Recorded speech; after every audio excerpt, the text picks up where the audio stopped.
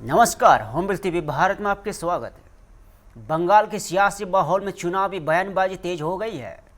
उत्तर प्रदेश के बसपा नेत्री विंध्या थापर ने एक प्रेस कॉन्फ्रेंस के दौरान पश्चिम बंगाल की ममता सरकार पर तीखा हमला किया है और विंध्या थापर ने दावा किया है कि पहले चरण की 152 सीटों पर 110 से अधिक सीटों पर बसपा की स्थिति मजबूत है और उन्होंने यह भी कहा है कि 4 मई को दीदी की विदाई तय है। हालांकि ये सभी दावे राजनीतिक है और स्वतंत्र रूप से इनकी पुष्टि नहीं की गई है। उन्होंने यह भी कहा है कि यदि राज्य में बसपा की सरकार बनती है तो मुख्यमंत्री बंगाल की माटी से जुड़ा हुआ होगा और बाहरी व्यक्ति के आरोपों को खारिज किया और इसके साथ ही उन्होंने भ्रष्टाचार के मुद्दे पर सख्त रुख अपनाने की बात कही और कहा कि सरकार बनने पर घोटाले की जांच के लिए सुप्रीम कोर्ट के रिटायर्ड जज की निगरानी में जांच कराई जाएगी। विंध्या थापर ने यह भी कहा है कि घुसपैठ के खिलाफ में असम मॉडल जैसा अभियान चलाया जाएगा और महिला सुरक्षा के लिए फास्ट ट्रैक कोर्ट स्थापित किए जाएंगे। फिलहाल पश्चिम बंगाल में चुनावी सरगर्मी तेज है और सभी राजनीतिक दल जनता को अपने पक्ष में करने की कोशिश में जुटे हैं।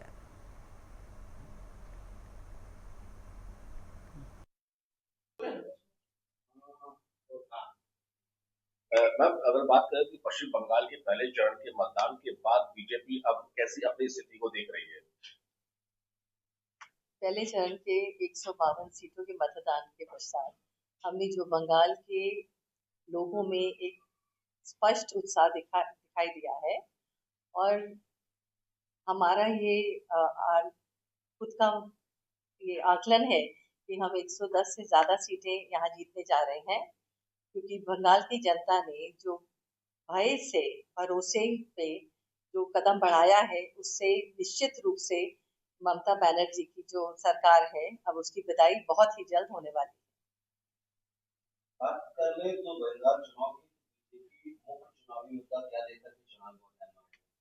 क्या ऐसा मुद्दा होगा जो बीजेपी का जो मुख्य चुनाव मुद्दा भ्रष्टाचार मुक्त और घुसपैठिया मुक्त बंगाल है। यहाँ पे 15 वर्षों से जो कटमनी सिंडिकेट जो राज और भर्ती घोटालों ने पूरे ही यहाँ के युवाओं का जो भविष्य है वो बिल्कुल अंधकार में डाल दिया है और अब हम इसको वापस सोनार बांग्ला बनाने और कानून व्यवस्था बहाल करने के संकल्प से हम ये जो चुनाव है वो लड़ रहे हैं। विपक्षी दल जो आरोप लगा रहे हैं कि चुनाव आयोग अच्छा बीजेपी पर उनके इशारे पे काम कर रहा है, इसको किस तरह से? ये तो हारने वाले दलों का ये हताशा दिखती है। सच्चाई ये है कि जो शांतिपूर्ण मतदान हो रहा है उससे सारे ही आश्चर्य में हैं, आश्चर्यचकित हैं और जो जिनको जो हिंसा मुक्त चुनाव नहीं देखना वो वही है जो शुरू से बूथ कैप्चरिंग डराने धमकाने की जो राजनीति करते आ रहे हैं उन्हीं को परेशान। जिस तरह से भाजपा का एक मुद्दा अहम है घुसपैठिया को लेकर, वो क्या मुद्दा यहाँ असर आ पाएगा बंगाल में? निश्चित रूप से अगर हमारी सरकार बनती है तो जैसे असम के तर्ज पर हम बंगाल में भी जो अवैध कब्जा हटाओ जो अभियान है उसको चलाया जाएगा और जो सारी सीमाएं हैं उनको पूरी रूप से हम सील करेंगे ताकि कोई भी घुसपैठिया आके बंगाल की जो जमीन और संसाधनों पे अपना कब्जा ना जता सके। भ्रष्टाचार की अगर बात करें तो इस मामले को लेकर क्या कार्रवाई होगी?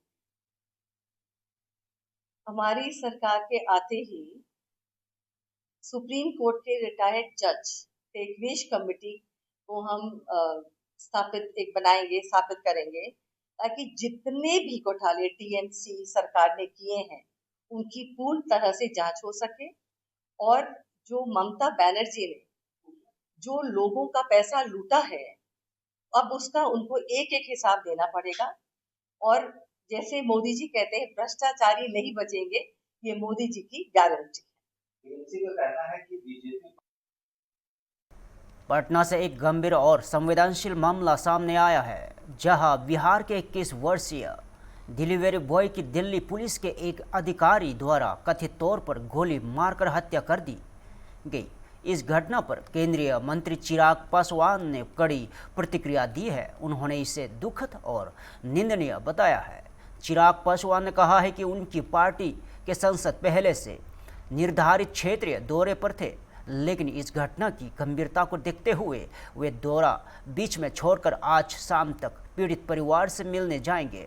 उन्होंने यहां भी कहा है कि पीड़ित परिवार से मुलाकात के बाद पूरी जानकारी ली जाएगी और उसके आधार पर केंद्रीय गृह मंत्री के बातचीत की जाएगी। और केंद्रीय मंत्री ने साफ कहा है कि बिहारी होने की वजह से किसी की जान जाना स्वीकार नहीं किया जा सकता और इस मामले में सख्त कार्रवाई की मांग की गई। और उन्होंने यह भी उम्मीद जताई है कि संबंधित दोनों सरकारें सुनिश्चित करेगी कि ऐसी घटनाएं दोबारा ना हो। और फिलहाल मामले की जांच में जारी है। स्वागत करते हैं। दिल्ली में सर पुलिसकर्मी के द्वारा एक बिहारी की गोली मारकर हत्या कर दी गई। ये जितना दुखद है उतना ही निंदनीय भी है। ऐसे में कमिश्नर साहब से भी बात हुई है और आज क्योंकि मैं पिछले 2 दिन से बिहार में ही हूँ और हमारे पार्टी के सांसद कमेटी टूर पे थे, पर वो टूर को आधा छोड़कर आज शाम तक वो पीड़ित परिवार से मिलेंगे। एक बार वो मिलकर आए, परिवार क्या जानकारी उन्हें देता है उसके आधार पर गृह मंत्री जी से भी हम लोग बातचीत करेंगे। इस बात को कतई ही बर्दाश्त नहीं किया जाएगा कि बिहारी होने की वजह से किसी की जान ले ली जाए। मेरी लड़ाई खास तौर पर बिहार दिल्ली में राजनीतिक बयानबाजी तेज हो गई है। दिल्ली बसपा अध्यक्ष वीरेंद्र सचदेवा ने मुख्यमंत्री अरविंद केजरीवाल पर तीखा हमला बोला है। वीरेंद्र सचदेवा ने कहा है कि दिल्ली अच्छी तरह जानती है कि अरविंद केजरीवाल किस तरह का व्यक्तित्व रखते हैं। उन्होंने आरोप लगाया है कि केजरीवाल लगातार महत्वपूर्ण मुद्दों से बचते रहे हैं और उन्होंने यहां भी कहा है कि कथित शराब घोटाले को लेकर गंभीर सवाल उठ रहे हैं और इस मामले में जवाबदेही तय होना आवश्यक है। सचदेवा ने आगे दावा किया है कि अब पूरा विवाद मूल मुद्दे से हटाकर न्यायपालिका और व्यक्तिगत अहंकार की लड़ाई के रूप में पेश किया जा रहा है। वही इस पूरे मामले पर राजनीतिक माहौल और अधिक गर्म गया है और दोनों पक्षों के बीच आरोप प्रत्यारोप जारी है।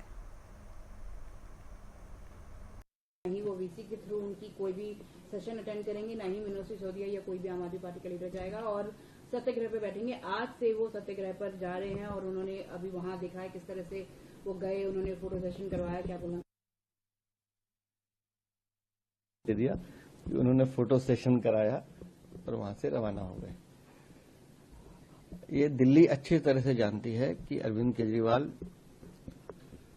किस तरह का व्यक्तित्व है और आज सुबह जितना मैं पढ़ रहा था कि कानून की जितनी व्याख्या मैंने पढ़ी हैं, माननीय उच्च न्यायालय के पास बहुत सारे ऐसे अधिकार हैं कि जिसमें कोर्ट में इनको लाना भी और अगर ये नहीं आते उस पर क्या दंड हो सकता है, उस सारी व्याख्या मैंने आज पढ़ी है। लेकिन मैंने कहा कि अरविंद केजरीवाल को इस सारे विषय से सिर्फ भागना है। शराब घोटाले में इनकी गर्दन नपनी है, ये तय है। शराब घोटाले में जो उन्होंने चोरी की है वो हम सबको पता है, लेकिन अब पूरा विषय उस घोटाले से घुमाकर ये माननीय न्यायाधीश और अपने अहंकार की लड़ाई को दिखाना चाहते हैं। और जिस तरह से सत्याग्रह के नाम पर महात्मा गांधी जी की समाधि पे जो इन्होंने ड्रामा किया, इसकी हमने कल ही आपको बता दिया था कि ये नौटंकी करेंगे, लेकिन दिल्ली वाले और पंजाब की जनता अब इसकी नौटंकी देख चुकी है। और अरविंद केजरीवाल कितना भी ड्रामा कर ले, हम सब जानते हैं ये सर्कस।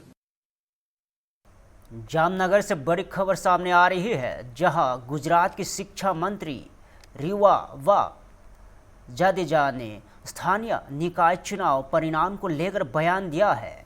रीवा व जडेजा ने कहा है कि यह जीत भारतीय जनता पार्टी के सभी कार्यकर्ताओं की मेहनत का परिणाम है। उन्होंने दावा किया है कि वार्ड नंबर 1 में विकास के नाम पर अब तक कोई खास काम नहीं हुआ था, लेकिन अब जनता बदलाव को समझ रही है। उन्होंने यह भी कहा कि जनता अब यह जान चुकी है कि विकास के रास्ते पर आगे बढ़ने के लिए बसपा को समर्थन देना आवश्यक है। इसके साथ ही उन्होंने इस जीत का श्रेय बसपा के शीर्ष नेतृत्व और प्रधानमंत्री नरेंद्र मोदी को दिया और स्थानीय निकाय चुनाव परिणामों के बाद इस बयान को राजनीतिक रूप से अहम माना जा रहा है, क्योंकि इसमें विकास और जनादेश को लेकर विपक्ष पर भी अप्रत्यक्ष टिप्पणी की गई है। आपने काफी उसके लिए प्रयत्न किया था, उसके लिए आप कर रहे हैं। ये सहरा मेरे सभी भारतीय जनता पार्टी के कार्यकर्ता भाइयों बहनों के ऊपर आप बोले तो अच्छी बात है, क्योंकि उनकी मेहनत, ये चार उम्मीदवारों की मेहनत और उनकी एक जो टीम वर्क और एक जो लीडरशिप का जो प्रभाव रहा, और जिस हिसाब से वार्ड नंबर 1 में अभी तक विकास के नाम पर जो शून्य मिला लोगों को, तो जनता भी कहीं ना कहीं अब जान चुकी है कि विकास चाहिए तो आपको भारतीय जनता पार्टी के साथ शीर्ष नेतृत्व के साथ जुड़ना पड़ेगा।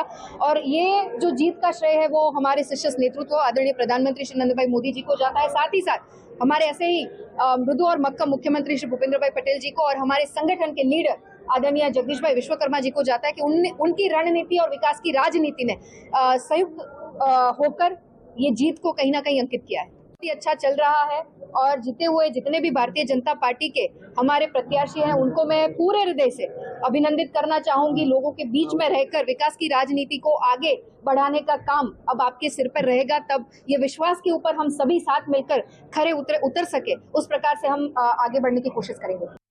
कोलकाता से बड़ी राजनीतिक खबर सामने आ रही है। पश्चिम बंगाल बसपा अध्यक्ष समीक भट्टाचार्य ने 2026 विधानसभा चुनाव को लेकर बड़ा बयान दिया है। उन्होंने दावा किया है कि 4 मई के बाद राज्य में राजनीतिक बदलाव देखने को मिलेगा।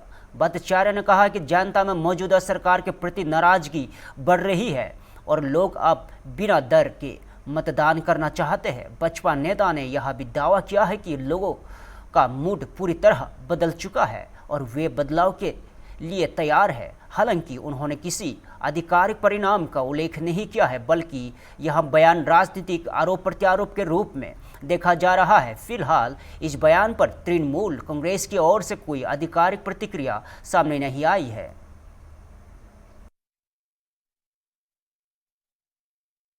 फिलहाल के लिए इतना ही। ताजा खबरों देखते रहिए हम टीवी भारत।